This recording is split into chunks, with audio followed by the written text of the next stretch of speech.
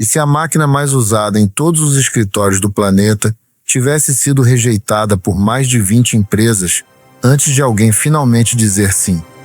Essa é a história de um homem sozinho, numa cozinha minúscula no Queens, que criou algo tão grande que hoje é usado como verbo em qualquer idioma do mundo. Na Nova York de 1930, a lei seca transformou cozinhas comuns em laboratórios secretos. A obsessão move esses experimentos noturnos. Chester Carlson nasceu em 1906, na Califórnia, numa família que mal sobrevivia. O pai lutava contra a tuberculose, a mãe adoecia cada vez mais. E ainda garoto, Chester já era o único que sustentava a casa. Aos 14 anos, ele trabalhava antes e depois da escola só para pagar comida e remédio. No calor implacável de 1915, a vida por aqui era dura. Esta casa permanece como um testemunho silencioso de uma era esquecida. Ainda muito jovem, Chester encontrava tempo para a ciência. Montava um laboratório improvisado no quintal. Fazia experiências com produtos químicos comprados com o pouco dinheiro que sobrava. E lia tudo que encontrava sobre física e eletricidade. Enquanto outros garotos brincavam, ele sonhava em inventar algo que mudasse o mundo.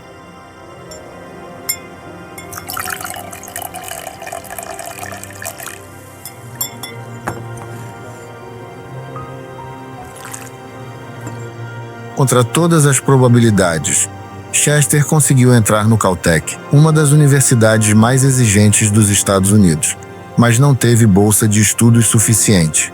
Ele se formou em física trabalhando em paralelo em 3 empregos diferentes, dormindo poucas horas, e ainda assim se formou.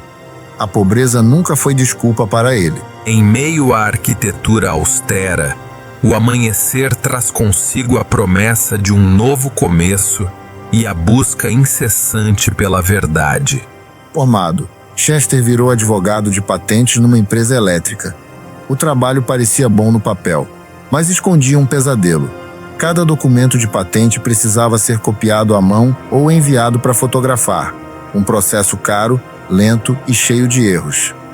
Foi ali, copiando papel atrás de papel, que nasceu uma obsessão. Pensa comigo. Quantas vezes você já ficou fazendo uma tarefa repetitiva, chata, e pensou tem que existir um jeito melhor de fazer isso? Pois foi exatamente esse pensamento, numa noite qualquer de 1937, que fez Chester Carlson decidir. Se ninguém ia inventar essa solução, ele mesmo ia inventar. Neste escritório, os segredos eram guardados não a 7 chaves, mas em pilhas de papel que se estendiam até o teto. Chester teve uma ideia ousada. E se fosse possível copiar qualquer documento sem tinta, sem produtos químicos molhados, usando apenas luz e eletricidade estática? A ciência por trás existia em fragmentos espalhados, mas ninguém nunca tinha juntado essas peças. Ele decidiu que seria o primeiro a tentar, sozinho, nas horas vagas. A eletricidade estática, muitas vezes vista como um mero incômodo, é na verdade uma exibição bruta do poder da natureza. Sem dinheiro para um laboratório de verdade, Chester transformou a cozinha do próprio apartamento, no bairro de Astoria, em Nova York, num centro de pesquisas improvisado. Noite após noite, depois do trabalho, ele testava placas de metal, enxofre e luz, enquanto os vizinhos reclamavam do cheiro e da fumaça que escapava pela janela. Este pequeno apartamento em Nova York, por mais humilde que fosse, tornou-se o berço de uma revolução científica.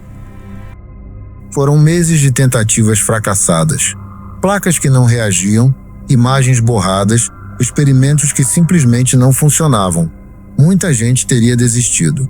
Mas Chester continuava, madrugada após madrugada, anotando cada erro como uma pista para o próximo passo. Ele sabia que estava perto de algo, mesmo sem nenhuma prova de que estava certo. Uma tarde de outubro de 1938, com a ajuda de um assistente, Chester finalmente conseguiu. Ele escreveu à mão as palavras 10, 22, 38, Astoria numa lâmina de vidro. e, usando luz e eletricidade estática, transferiu essa imagem para um papel. Estava criada a primeira cópia xerográfica da história. Aqui está. O elo perdido que procurávamos há tantos anos. É incrível. A resposta da IBM veio rápido. Não, eles não viram futuro nenhum numa máquina de copiar papéis, um mercado que, segundo eles, já estava bem atendido pelo papel carbono. Chester ficou sem entender. Ele tinha em mãos algo revolucionário, e a maior empresa de tecnologia do país tinha acabado de recusar olhar 2 vezes. Depois da IBM vieram mais recusas. General Electric, RCA, Kodak, Remington Rand. Uma a uma, mais de 20 empresas disseram não, alegando que não existia mercado para aquilo. Chester continuou trabalhando como advogado durante o dia e batendo em novas portas à noite, guardando cada carta de rejeição como se fosse prova de que ainda não tinha desistido. Precisamos revisar os termos do contrato urgentemente. Sim. O diretor pediu isso hoje pela manhã. Passaram-se 5 anos assim. Chester estava financeiramente exausto, emocionalmente esgotado e começava a duvidar de si mesmo. Ele tinha uma invenção funcional nas mãos, comprovada, patenteada, e mesmo assim ninguém queria. Amigos sugeriam que ele desistisse e voltasse a viver uma vida normal. Ele quase aceitou o conselho, mais de uma vez. A chuva não para.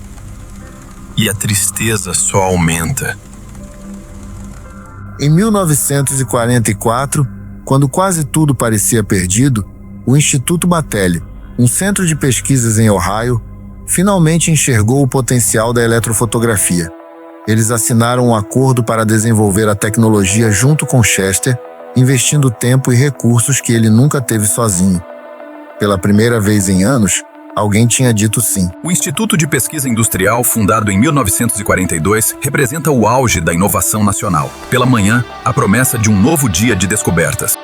Em 1947, uma pequena empresa de papel fotográfico chamada Haloid, de Rochester, Nova York, decidiu apostar no que ninguém mais tinha apostado.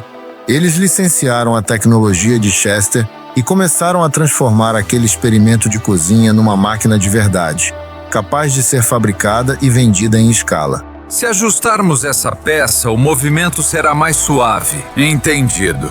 E se tentarmos com a engrenagem maior? Perfeito. Está funcionando como previsto. Transformar a descoberta de Chester numa máquina confiável levou mais de uma década de testes, ajustes e protótipos que falhavam repetidamente. Engenheiros trabalhavam sem descanso para resolver problemas de superaquecimento, folhas emperradas e imagens borradas. Chester acompanhava cada etapa, sabendo que o mundo ainda não fazia ideia do que estava por vir.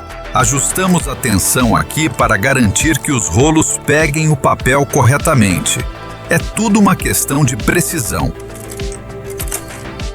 Em 1959, a Haloid, agora rebatizada de Xerox, lançou a Xerox 914. Era do tamanho de uma escrivaninha, pesava mais de 300 quilos e fazia em segundos o que antes levava minutos ou horas. Escritórios ao redor do mundo inteiro nunca mais foram os mesmos a partir daquele lançamento. Apresentamos a máquina copiadora mais avançada de 1959. Com a nova X1000, sua secretária terá mais tempo. É rápida e eficiente.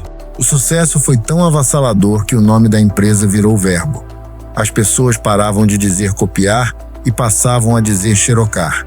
Hoje, décadas depois, ainda usamos essa palavra sem lembrar que ela nasceu de um homem sozinho numa cozinha, testando placas de vidro à luz de vela. Chester Carlson se tornou um dos homens mais ricos dos Estados Unidos. Mas, ao contrário do que se esperaria, ele continuou vivendo de forma simples, sem carros de luxo, sem mansões. Em segredo, ele doou mais de 150 milhões de dólares para causas sociais, quase sempre sem deixar seu nome associado às doações. Chester Carlson morreu em 1968, numa sala de cinema, de forma discreta, quase como tinha vivido.